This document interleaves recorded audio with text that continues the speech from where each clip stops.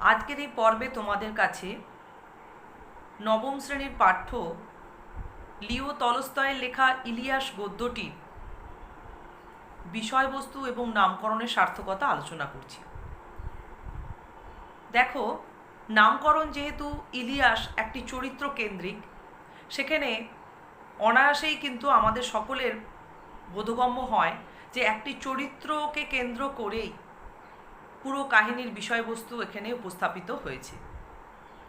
আমরা কাহিনীর শুরুতেই দেখব ইলিয়াস এবং তার স্ত্রী ইলিয়াসের বাবার মৃত্যুর পর কিভাবে খুব সামান্য সম্পত্তি থেকে কঠোর পরিশ্রমের মধ্য দিয়ে নিজেদের সম্পত্তিকে বহুগুণ তারা বৃদ্ধি করতে পেরেছিল এবং কোন কঠোর পরিশ্রমের মধ্য দিয়ে বা কোন সুব্যবস্থাপনার মধ্য দিয়ে তারা তাদের ৩৫ বছর জীবন অতিবাহিত করেছিল। দেখা গেছে যে জীবনের একটা বেশিরভাগ সময় বা যে সময় তারা সক্ষম ছিল দৈহিক দিক থেকে, যখন তারা নিজেদের কাজটা নিজেরা করে নিতে পারতেন, সেই সময় তারা তাদের অবস্থার পরিবর্তন বা উন্নতির জন্য সব সময়ের জন্য তারা উদ্বিগ্ন থেকেছেন। দেখা গেছে যখন তাদের বিষয় আশয় সম্পত্তি বহুগুণ বৃদ্ধিপ্রাপ্ত হয়েছে, তখন সেই সম্পত্তির রক্ষণাবেক্ষণের জন্য তাদের প্রতিনিয়ত ব্যস্ত থাকতে হয়েছে, সব দিক লক্ষ্য নজর রাখতে হয়েছে, লাভ লোকসান সমস্ত দিক তাদের বিচার করে চলতে হয়েছে। প্রত্যেক মজুরানি অর্থাৎ তাদের বিষয় আশয় সম্পত্তির যা ছিল সেই সমস্ত কিছুর কাজকর্ম চালানোর জন্য যে সমস্ত মানুষদের তারা নিয়োগ করেছিল, তাদের পেছনেও কিন্তু তাদের প্রতিনিয়ত লেগে থাকতে হতো। তাহলে এভাবে দেখা গেল একটা সময় এলো যখন ইলিয়াস এবং তার স্ত্রী বয়স অনেকটাই বেড়ে গেল। ঠিক এই মুহূর্তে এসে কিন্তু যে কোনো মানুষের সন্তানেরাই তার পাশে এসে দাঁড়ায়। দেখা গেল সেই পরিস্থিতিতে ইলিয়াসের পাশে দাঁড়ানোর মতো আর কেউ নেই। ইলিয়াস যে ছেলে মেয়ে ছিল না তা নয়, তার 2 ছেলে 1 মেয়ে। দেখা গেছে যে যখন ইলিয়াসের অবস্থা খুবই সামান্য ছিল, তখন ছেলেরা ইলিয়াসের সঙ্গে সঙ্গে থাকতো এবং হাতে হাত লাগিয়ে তারাও পরিশ্রম করত। যেহেতু গবাদি পশু গরু, মোষ, ভেড়া, ঘোড়া এই সমস্ত কিছু নিয়েই ইলিয়াসের বিষয় আশয় সম্পত্তি বৃদ্ধিপ্রাপ্ত হয়েছিল, এই সমস্ত কিছু রক্ষণাবেক্ষণ একটা সময় পর্যন্ত কিন্তু ইলিয়াস এবং তার স্ত্রী করে যেতে পেরেছেন। যে সময় তার ছেলেদের তার পাশে দাঁড়ানোর কথা ছিল, দেখা গেল সেই সময় তার বড় ছেলে সে বাবার প্রাচুর্যে অনেকটাই বিপথে চালিত হয়েছিল, যে কারণে কোনো একটা জায়গায় মারামারি করতে গিয়ে নিজের প্রাণ হারায়। আর ছোট ছেলে অবস্থার পরিবর্তনে বাবার আর্থিক অবস্থার পরিবর্তনের কারণে নিজের বোধবুদ্ধিও প্রায় হারিয়ে ফেলেছিল। তাছাড়া এমন এক ঝগড়াটে মেয়েকে বউ হিসেবে বাড়িতে নিয়ে এসেছিল যে ইলিয়াস বাধ্য হয়েছিলেন তাদের দুজনকে তার বাড়ি থেকে তাড়িয়ে দিতে বা বের করে দিতে। এবং বাবা হিসেবে, পিতা হিসেবে ইলিয়াস কিন্তু তার দায়িত্ব কর্তব্য ভুললেন না। তার ছোট ছেলেকে একটি বাড়ি এবং কিছু বিষয় সম্পত্তিও প্রদান করেছিলেন, কিছু গরু মোষও প্রদান করেছিলেন।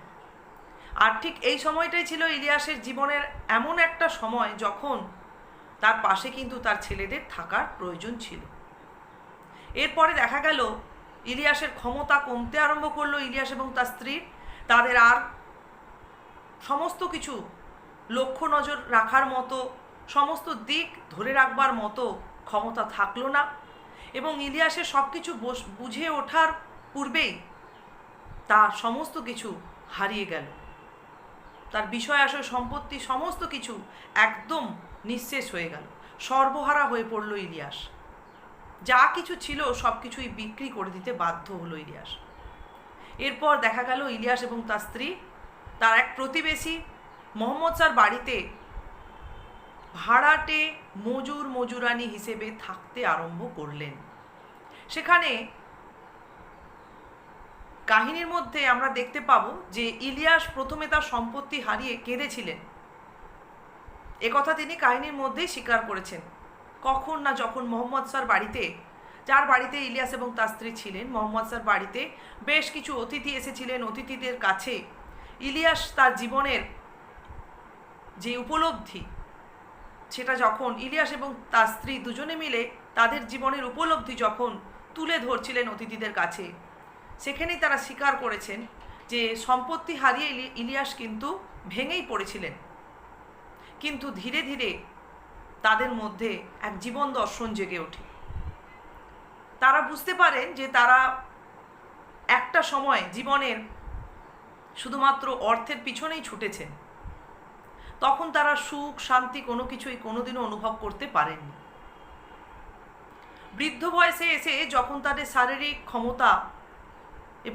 ক্ষমতা কমার সঙ্গে সঙ্গে মানসিক ক্ষমতাও মানুষের অনেকটাই কমতে আরম্ভ করে, এরকম পরিস্থিতিতে তখন তারা সমস্ত কিছু হারিয়ে পূর্ব অবস্থার একেবারে নিশ্চিহ্ন হয়ে যাওয়ার পরে তারা ভেঙেই পড়েছিলেন।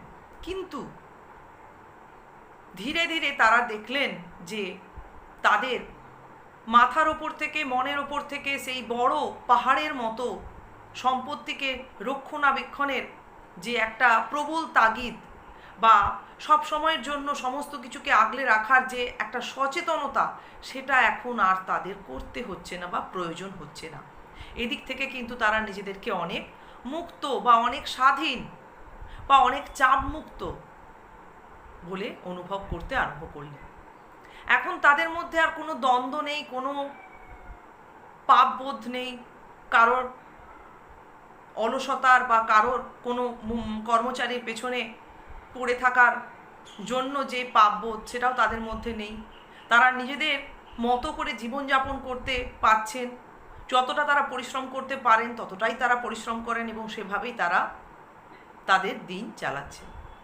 নিজেদের মধ্যে কথাবার্তা বলার তারা সময় পাচ্ছেন। ঈশ্বরের চিন্তা বা ঈশ্বরের ভাবনা বা ঈশ্বরের প্রতি প্রার্থনা করার উপযুক্ত সময়ও তারা জীবনে পাচ্ছেন। এভাবে দেখা গেছে যে মোহাম্মদ স্যার বাড়িতে আসা অতিথিদের কাছে ইলিয়াস তাদের শেষ জীবনে এসে যে কি সুখবোধ বা কি শান্তি তারা অনুভব করছেন, সেটা যখন তুলে ধরেছেন, তখন অতিথিদের কাছে সেটা কিন্তু খুবই একটা ঠাট্টার বিষয় হিসেবে যেন পরিগণিত হয়েছিল প্রথমে। কিন্তু অতিথিদের মধ্যে একজন উপস্থিত ছিলেন মোল্লা। তিনি ইলিয়াস এবং তার স্ত্রীর যে অনুভূতি, তাদের যে জীবন দর্শন বোধ জীবনের অন্তিম লগ্নে এসে জাগ্রত হয়েছে, সে সম্পর্কে সহমত জানালেন। তখন কিন্তু অতিথিদের কাছে বিষয়টা একটা সত্যি গুরুত্বপূর্ণ বিষয় বলে পরিগণিত হলো। এভাবেই আমরা কাহিনীটা এখানে ইলিয়াস গদ্যের মধ্যে পাবো। তাহলে দেখো, ইলিয়াস এই গদ্যের মধ্যে যা কিছু কাহিনী শুরু থেকে একদম শেষ পর্যন্ত শুরু হয়েছে ইলিয়াসের জীবনের না ধনী না দরিদ্র থাকার মতো অবস্থা দিয়ে। এরপর ইলিয়াসের কঠোর পরিশ্রম, শুধু ইলিয়াস নয়, ইলিয়াস এবং তার স্ত্রীর দুজনেরই কঠোর পরিশ্রমের মধ্য দিয়ে, তাদের সুব্যবস্থাপনার মধ্য দিয়ে, তাদের রক্ষণাবেক্ষণের মধ্য দিয়ে বিষয় আশয় সম্পত্তি কিন্তু খুব স্ফীত হয়েছে। তারা তাদের অবস্থার আমূল পরিবর্তন ঘটাতে পেরেছে। সেখানে কিন্তু শুধুমাত্র তাদেরই অবদান ছিল। সেদিক থেকে যে পরিশ্রমের মাধ্যমে একজন মানুষ তার অবস্থার পরিবর্তন ঘটাতে পারেন, সে বিষয়টাও কিন্তু ইলিয়াসকেই কেন্দ্র করে কাহিনীতে ফুটে উঠছে। এরপর ভাগ্যক্রমে দেখা যায় যে একটা মানুষের তো আর সারা জীবন শারীরিক সক্ষমতা বা শারীরিক জোর অটুট থাকে না। একটা সময় তার কর্মজীবন থেকে তাকে অবসর নিতেই হয়। সেই সময় এসে কিন্তু ইলিয়াস আর পাশে কাউকে পেলেন না। তাই এখানেও ইলিয়াসের জীবনের একটা দুর্দশা বা একটা হতাশাপূর্ণ পরিস্থিতি তুলে ধরা হয়েছে, সেও কিন্তু এই চরিত্র কেন্দ্রিক। এরপর দেখা যাচ্ছে যে কাহিনীর একদম শেষ পর্যায়ে যখন ইলিয়াস এবং তার স্ত্রী মোহাম্মদ স্যার বাড়িতে ভাড়াটে মজুরানি হিসেবে ছিলেন, তখনও তাদের জীবনের এক আশ্চর্য জীবন দর্শন বা বোধ জাগ্রত হয়েছিল। সেটাও কিন্তু এই চরিত্র কেন্দ্রিক। অতিথি অর্থাৎ মোহাম্মদ স্যার বাড়িতে আসা অতিথিদের কাছে ইলিয়াস এবং তার স্ত্রী মুক্ত কণ্ঠে স্বীকার করেছেন যে তারা সম্পত্তি হারানোর পরে কেঁদেছিলেন, তারা হতাশাগ্রস্ত হয়েছিলেন, কিন্তু ধীরে ধীরে তারা বুঝেছেন যে ঈশ্বর তাদেরকে এই পরিস্থিতির মধ্যে এনেই বোঝাতে চেয়েছেন জীবনের প্রকৃত সুখ বা জীবনের প্রকৃত সার্থকতা কিসে রয়েছে। সম্পদ বা প্রাচুর্যের মধ্যে নয়, শুধুমাত্র জীবনের নিজস্ব বোধ বা নিজের উপলব্ধির মধ্যেই রয়েছে।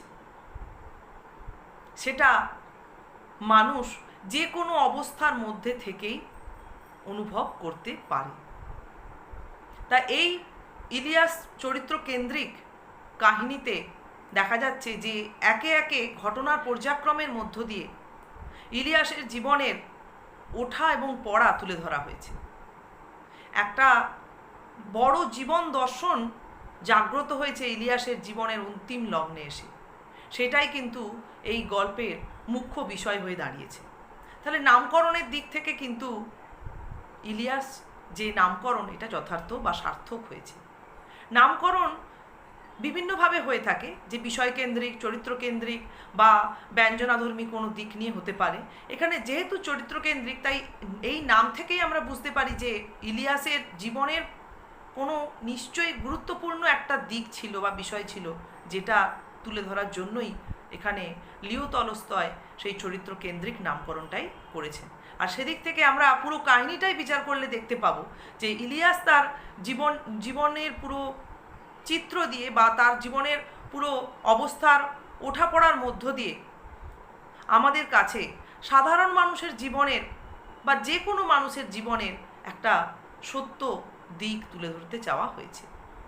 তা সেদিক থেকেই নামকরণ কিন্তু যথার্থ এবং সার্থক বলে আমরা মনে করি।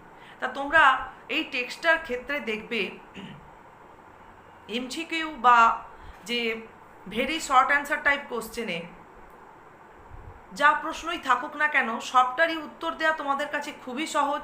শুধু টেক্সটের প্রত্যেকটা লাইন তোমাদের খুব সচেতনভাবে রিডিং পড়তে হবে। প্রথমেই তোমরা পড়ার সময় যখন টেক্সটটা পড়বে, তখন পুঙ্খানুপুঙ্খভাবে যে যে তথ্যগুলো তুলে ধরা হয়েছে, গবাদি পশুর সংখ্যা কোথা থেকে কোথায় এসে দাঁড়ালো, কে কত বছর পরিশ্রম করলো, কে সে সম্বল স্বরূপ কী রেখেছিল বা কি কি বিক্রি করেছিল, কার বাড়িতে অতিথি ছিল, সেখানে তারা কি করত, কে ইলিয়াসের জীবন দর্শনকে জ্ঞানের কথা বলে অভিহিত করেছিলেন। তাহলে এই সমস্ত তথ্য আমি অতি সামান্য দিকই তুলে ধরলাম। পুরো টেক্সটার মধ্যে রিডিং পড়লে যে কোনো লাইনের যে কোনো অংশ থেকেই দেখবে তোমরা ছোট প্রশ্ন হতে পারে। খুব সচেতনভাবে তোমরা টেক্সটটা পড়বে। আর পুরো টেক্সটের এখানে যে কোনো জায়গা ধরে যদি প্রশ্ন আসে, তার উত্তর যদি একটু সচেতনভাবে টেক্সটটা ধরে উত্তর তৈরি করো, তাহলে পরীক্ষায় কিন্তু তোমরা কোথাও নাম্বার কম পাবে না, ফুল মার্কস পেতে পারো। এই গদ্যটার প্রশ্নের উত্তর লিখে তোমরা কিন্তু অনায়াসেই ফুল মার্কস পেতে পারো। শুধু বইয়ে যে তথ্যগুলো ইলিয়াস সম্পর্কে তুলে ধরা হচ্ছে বিভিন্ন জায়গায়, সেখানে কোনো তথ্যের কিন্তু হেরফের করা যাবে না, বা কোনো হয়তো সেখানে 3টে তথ্য দেওয়া আছে, তোমরা হয়তো একটি তথ্য তুলে ধরলে বা দুটি তুললে, একটি তুললে না, তখনও কিন্তু নাম্বারের একটা ভ্যারিয়েশন সেখানে হবে। তা টেক্সটটা তোমরা খুব ভালো করে রিডিং পড়ো। বিষয়বস্তু আর নামকরণের সার্থকতা আজকে আলোচনা করা হলো। এরপরে আমি তোমাদের কাছে পরের পর্বে কিছুটা অংশ ধরে যে 3 নাম্বার বা 5 নাম্বারের প্রশ্ন হতে পারে, শুরু থেকে একদম শেষ পর্যন্ত তোমাদের তৈরি করে দেবো। ঠিক আছে, আজকে তাহলে এইটুকুনি থাক।